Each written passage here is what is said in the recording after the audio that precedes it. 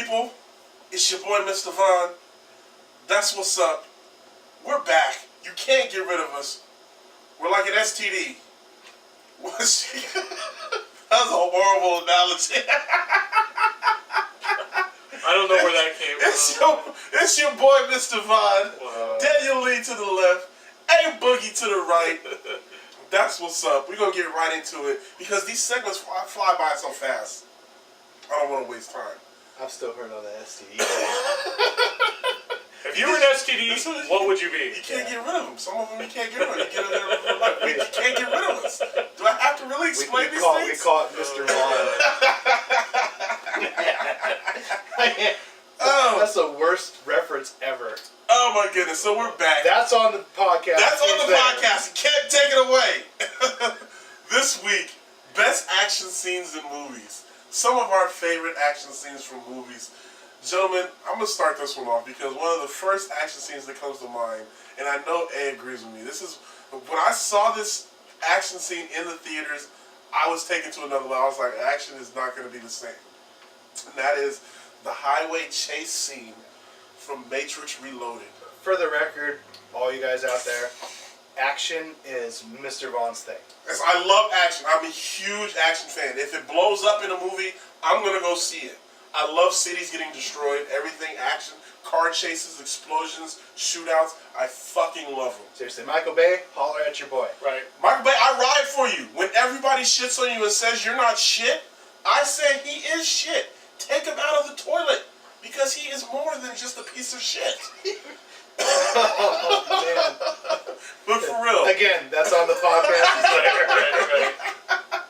But for real, let me you guys know, when you saw The Matrix Reloaded, because The Matrix itself set the bar and changed how we look at action movies. The entire scene when they rescue Morpheus with the helicopter crash, that was an epic scene. You know, it's probably my favorite part, and this is me just totally, going back to, the martial arts and kung fu and samurai. I mean, anything with a samurai sword, I'm normally there. Yes! And this mixed everything in with it. It has everything. I'm like, Wachowskis, how can I even be mad at you for anything in this movie? I mean, they were You even gave me Superman flying. Yeah. How'd you like the fact they were able to mix in martial arts action with modern car chase and gunfire and stuff like that?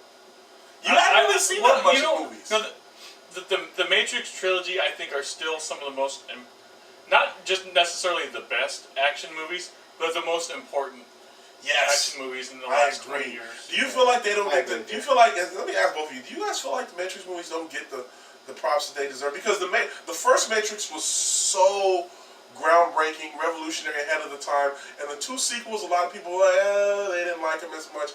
I like them as a whole, as a series, as a trilogy. I think the entire thing is excellent. I think that's how you have to take it. I mean, it's one continuous story. That just has to be broken down for obvious reasons. I mean, and I agree with you with that. However, I'm going to, be the skeptical one in the room. I had a tough time with the third movie, and it's only because of the fact that there was this build-up, and I kind of felt this a little anticlimactic. It was like, okay, and all this happens, and then thanks, Neo, for sacrificing yourself. Yeah. Okay, great. But I guess I was hoping for more. I mean, you gave me so much good action, especially with this scene in Reloaded. I wanted more. And I wanted more in the Matrix. And I didn't like the fact that there was actually more outside of the Matrix than in the Matrix. Because, I don't know about you, but still at the time, I'm still kind of like, what is the Matrix? Yeah, and that's the thing about it. I did love the Battle of Zion, the giant mechs with the machine guns, that was versus the Sentinels. Gundams. It's a good battle. But I agree. The shit inside the Matrix was mind-blowing. It was fucking mind-blowing. And that's why I wanted to see more of it, because there was so much possibility inside the Matrix. Yeah, it's a great premise. It was a really hard thing to conclude. And I kind of felt that way when it ended, too. Right. When they're at the park. But when you think about it, though, everything in the Matrix was cyclical. Like, a lot of this had happened already in the past. Like, Neo existed already. Right. And so... But the thing is that we didn't get to see any of it. It's true. So, I wanted to see more, because you just... I hate to say it, they gave me so much with this. So So much. And I was So like, you're big. I'm like an addict. I'm like, come on, give me more, guys. Matrix. Seriously, Give me yeah. more Matrix. I think that was a lot of people's big problem with the third one. But overall, you guys would agree, it's still a great series. Yes. Overall, it's still a great Yeah. series. I agree. All right, let's move on to some other epic fight scenes and action scenes from movies. You know, another movie that I think really changed the game as far as raising the bar for action is, once again, Terminator James 2. Cameron. There's a theme when we talk about great directors. Yeah. We keep referencing their shit, whether it be Zack Snyder, Michael Bay, James Cameron, and I know people are shooting me when I say Michael Bay and great director in the same breath, but fuck him. The dude does great action. I'll argue with you to Great the death. action. Big emphasis on action. Yeah. Big emphasis on action. He does great action. But let's talk James Cameron. James Cameron, if we look at action and what James Cameron has brought us in action and innovation, let's talk about Aliens. He took a movie that was a straight up horror film in the original Alien and turned it into an action flick for Aliens. And where they just took that and grew with it. Which too. was Ridley Scott. Ridley Scott gave you the horror, which was excellent. Yeah. But then to take that movie, you say it can't be done again. He gives it to you in a different look and gives you a straight up action flick. You know what I'm saying? James Cameron, and then he follows that up with this, with both Terminator, with Terminator 1, which was a decent action flick. It gives you, it's the first time we hear Arnold say, "I'll be back." I mean, reality is James Cameron really doesn't make bad movies. He doesn't make bad movies. You take it. Who would have thought he would Of have course, been you have able to to wait put? 15 years for his next movie. Yeah, So, but who would have thought he would have put? I mean, for me to sit there and say, if I have to talk about great action scenes, you have to talk about some of the scenes he did with the sinking of the Titanic. Yeah. That was some epic shit. The whole second half of the movie. The whole second half of the movie. The scene where the ship is floating out of the water and then it splits in half. I'm like, wow. Yeah, you just realize it's a devastating moment. It's a devastating moment. You know? I mean, the scene, what did we talk about earlier? One of my favorite scenes in Terminator 2 was the death of Miles and Last breath. click, Click. boom! Well, you know what, I mean, though? it's Screw just- that guy, because he was the reason Skynet existed. In the Oh, first first of all, place, he had man. to die. He fucking had to die. I didn't shed any tears. That's for sure. But I mean, Yeah. like, okay, so you guys have both seen Terminator 2, obviously. If you haven't seen Terminator 2, what the fuck? Yeah, why are you watching our Why are show? you watching our show? Right. Terminator 2 is fucking epic. But when the first time you saw Terminator 2, what were your thoughts as far as I didn't have any thoughts. It blew my mind. just jaw on the floor? Yeah, it was like, whoa. It pushed the envelope. It pushed the envelope. Yeah. That's it what was he a great does. movie. That is like James Cameron, ... I pushed the envelope. Yes. motherfucker. And the best part about Terminator is in no way, shape is there any like slow points to it. No, it It's has never so slow. much. I mean, it gets to the point where there's like, after they blow up the building and then they're just running through the building. I mean, he drives the motorcycle out the window Yeah. into the helicopter. That helicopter crashes on the freeway. They tip over it. I mean, epic. I mean, Epic slowest action moment pieces. in it. Slowest moment in it is when she's watching her son play with the Terminator, and then she has that dream about the nuke going. About Yeah. the nuke, yeah. That's I mean, still not it's slow. insane. It's And insane. That was freaky. That movie is epic action sequence after epic action sequence. I have to give. I You just know can't what's say funny enough about that this movie. though? Recently, that movie has been referenced quite a lot in articles, talking about artificial intelligence these days with Elon Musk. Yeah, yeah. Skynet. It's so true. It's so true. Now, Watch out for Skynet. He's coming. it's coming. It's just called Siri. Another movie that had an awesome action scene. Can't even get the fucking words out because I'm just in shock of action. It's I'm about to that badass. jizz over here. Are Again, you that's where we seeing a reference the prevailing STD. theme here? You see what we have to deal with? Tonight's gonna be trouble. Seriously. Heat, ladies and gentlemen. Robert De Niro, Al Pacino, bank robbers and cops and robbers in downtown LA. They just start shooting it out. You know you've done epic action when people start mimicking your shit in real life.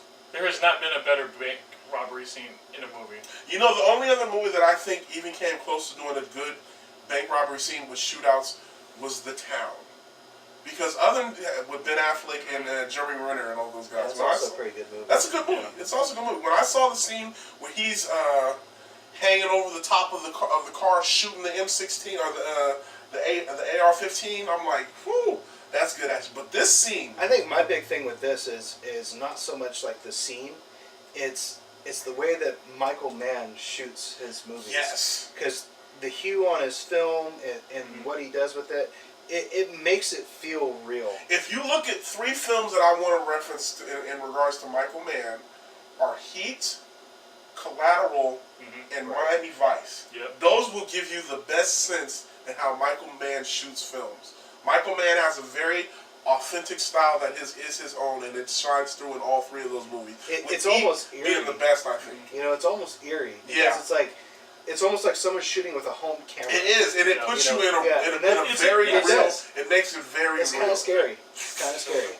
Sense of realism for sure.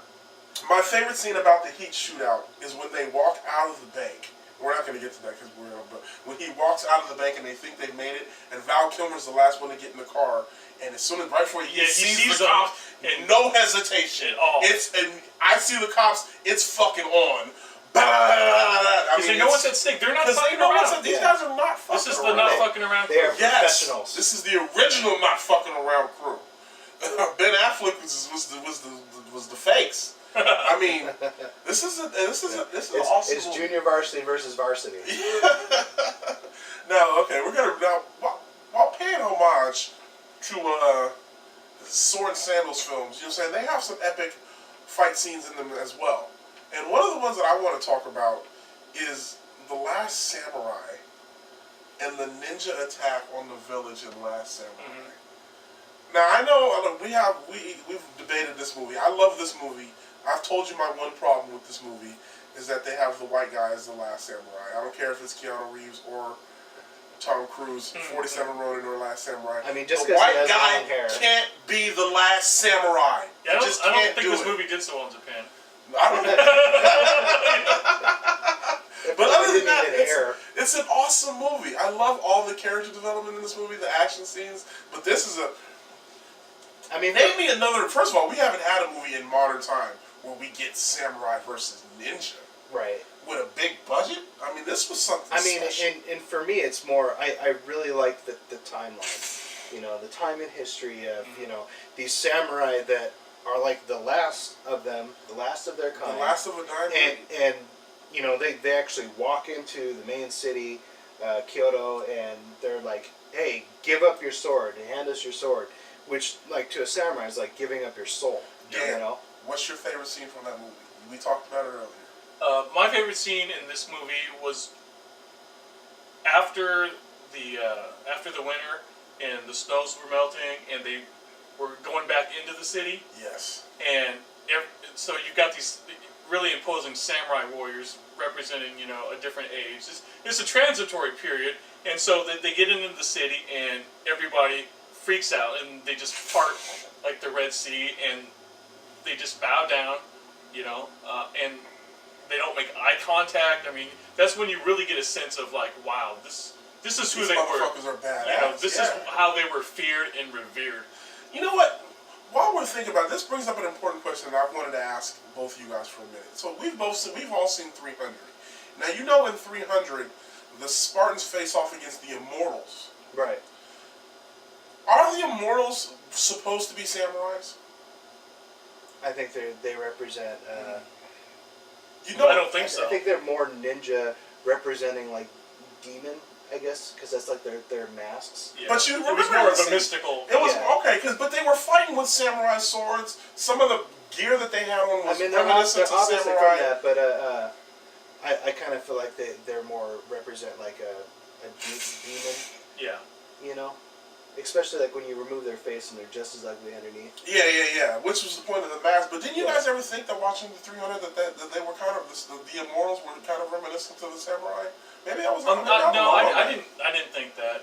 I think they're more. I believe it's called Genma, just demon. Okay. You know. I was alone on that then. I guess I was alone on that. But they do have a certain Eastern culture to them. You know what I'm saying? I agree. I would agree with that. 100%. Okay. What other before we get ready to wrap this thing up? I mean, what do you guys think makes a good action scene when it comes? You know what I'm saying? I mean, other Obviously, than death. explosions and death. You know what I'm saying? And good choreography when it comes to car chases and gunfights and stuff like that. I think it's that the entire sense of uncontrollability. Yes. You know, And anything can happen. yeah, this is so crazy that's happening that there's. I mean, we have to fight, or we're not going to be here. Or we're not gonna. Maybe just sheer body count. Yeah, there you go. That's always a Like good Commando. Yes. Or Commando is Blade. like or Blade. The fight scene in Blade 2 with No Mac and Blade is another one we didn't get to reference, but Oh, we never and Kill Bill, and Kill Bill. We Beatrix Kiddo.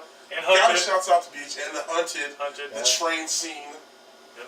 I've gone too far. Go watch the movie if you don't know what I'm referencing. Seriously, and just ignore Christopher Lambert. I mean, these 15-minute segments go by so fast. Really I'm quick. loving this with you guys. This is awesome. That's what's up. We are in full swing now, ladies and gentlemen. This is like episode 7, 8, maybe 10. I'm not sure. I lose count.